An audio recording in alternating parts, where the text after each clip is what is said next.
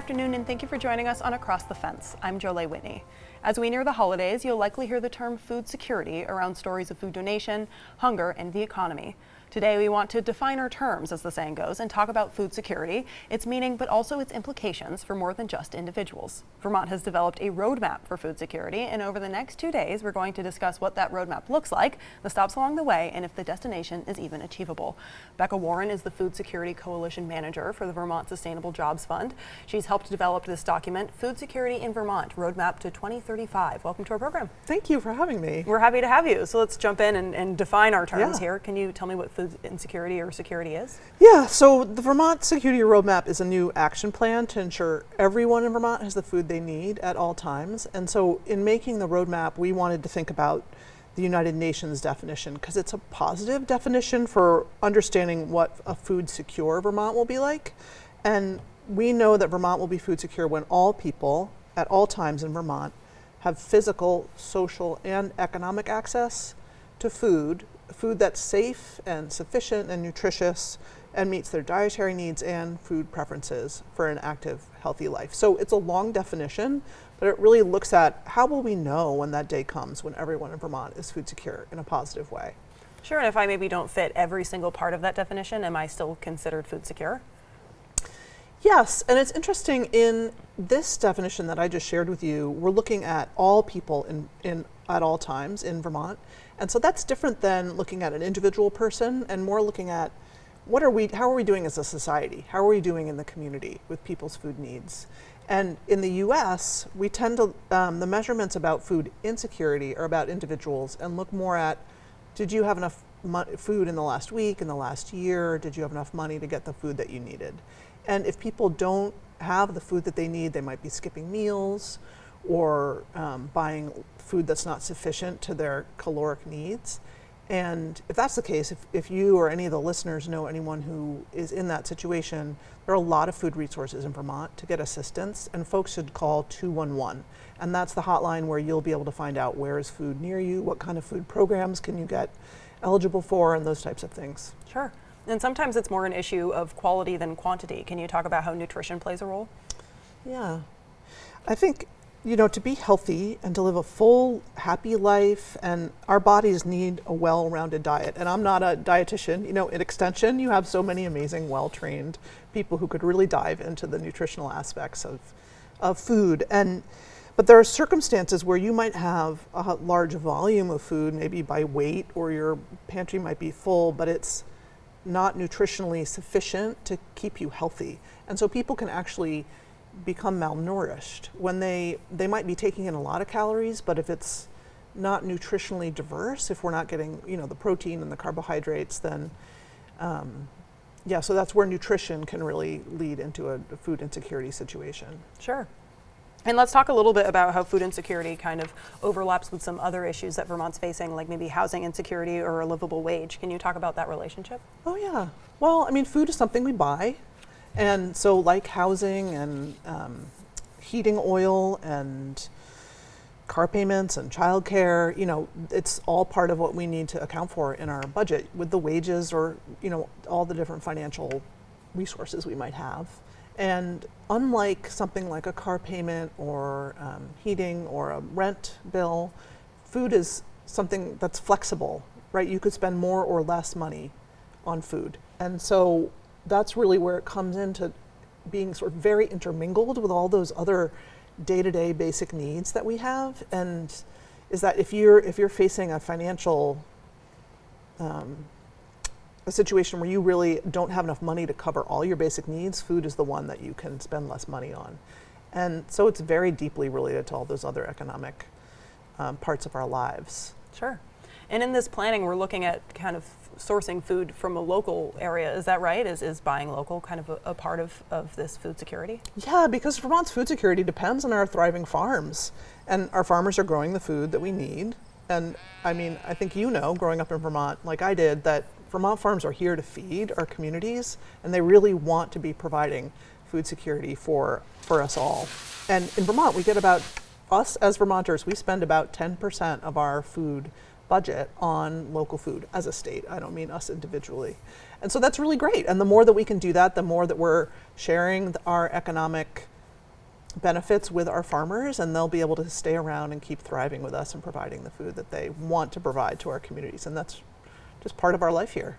And a piece of that puzzle is resiliency. We've talked a lot about maybe changes in the climate, and is that something that you've built into the roadmap, trying to accommodate that for local farmers? Yeah, that's where we look at this idea of having enough food at all times, because we must be as ready as we can be for the climate emergencies like the floods that we've experienced over this past year, so that we can ensure food security for anyone who's impacted by a flood. You know, you must know, folks, and I have a friend who, I think she couldn't drive out of her house in any direction out of the many roads that led away from her house up in the kingdom. I think for a month they had no access. And so that's just, you know, one example out of many people where we typically get our food by going on a road. And so how do we solve those dilemmas when there is a disaster, when the city of Barrie is flooded and people's food supply that they might have kept in their basement is no longer safe to eat and their water isn't safe? So the roadmap has very specific actions to take to create food security in Vermont by 2035. And a big aspect of it is preparing for the climate we're living in now. And you talked a little bit about maybe access for people in the case of emergencies who are trying to get to food, but are there also efforts to protect farmers who maybe are being impacted by the flooding? Yes, I'm so glad you asked about that, because, you know, we really look at our farms as the center of our food security in Vermont. They're not all of our food, but it's really a big part of how we are as Vermonters.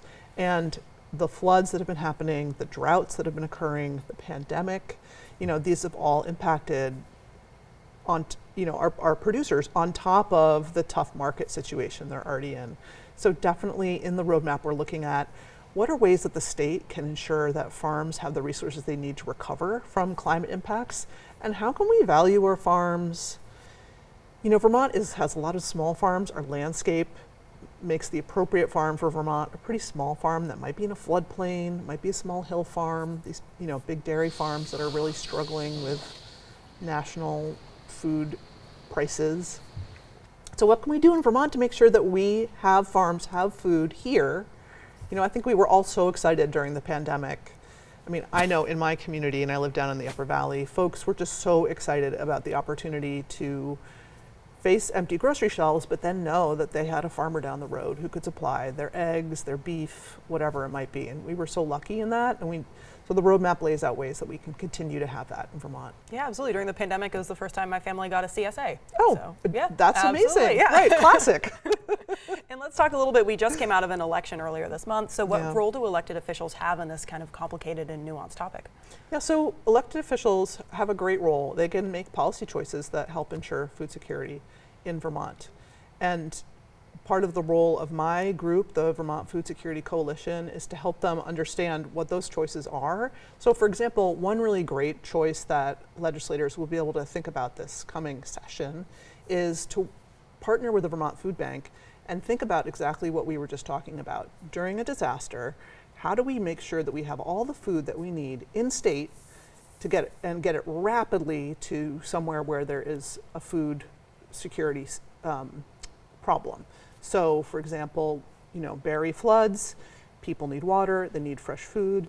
The food bank has the warehouses and the trucks to get food places, so let's partner between the state and the food bank to make sure there's always food in the warehouse that's ready for those types of emergencies. That's just one type of policy choice we're going to be bringing before the legislature, and it's really exciting to be working with them on these issues. And we've talked a little bit about the state some, and obviously Farm to Plate and other big Yeah. efforts to kind of provide food for people in the state. But how are you making sure voices of people who need food are being heard, people in Vermont? Oh, I'm so glad you asked that, because we didn't really talk much about the creation of this roadmap document.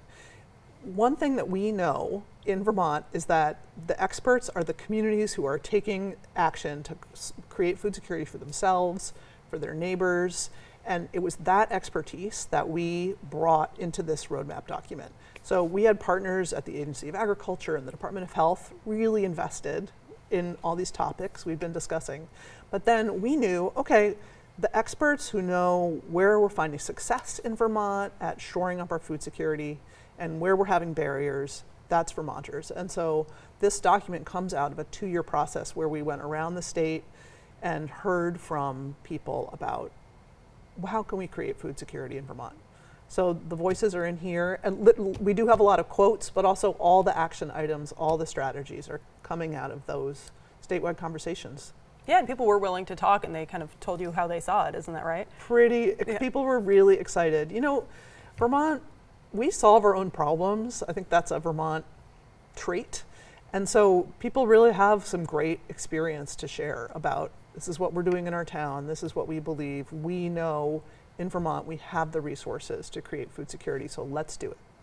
All right, and we were actually talking before the taping a little bit about kind of the role of the unhoused population and you planning this, and how there are some changes going on with state policy that have been something to adapt to. Can you talk a little bit about, obviously there's food security for the unhoused population and also just for the general public. How does that differ? Yeah, so one thing to think about is just if we know that folks who are suffering from losing their shelter if they're food secure, we're all going to be food secure, right? So in Vermont and across our country, you're more likely to be lacking in food security if you're in a certain location, if you're in a certain community of identity. So if you're unhoused, you don't have a way to prepare or store food, and you might not even have necessarily a way to physically get to where the food is. And so the roadmap lays out, all right, we need to build programming, build resources, make policy that makes it so that people who are unhoused can have the food they need. And that's typically prepared meals, that people need food that's already ready to go.